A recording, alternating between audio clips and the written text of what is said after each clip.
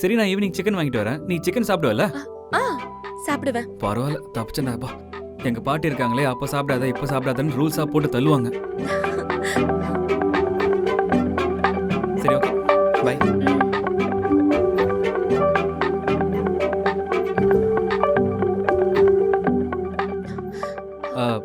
உனக்கு பிடிக்கலன்னா ஆர்டர் பண்ணிக்க சொன்னேன்ல, உன் அக்கௌண்ட்டுக்கு காசும் அனுப்பியிருக்கேன். இன்னத்தை தேவைப்படா சொல்லு. சரி, பை. பை.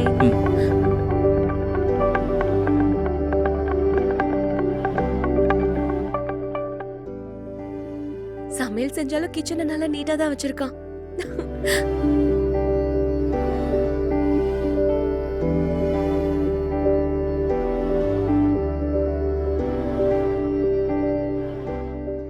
பிரமாதமா இருக்கு.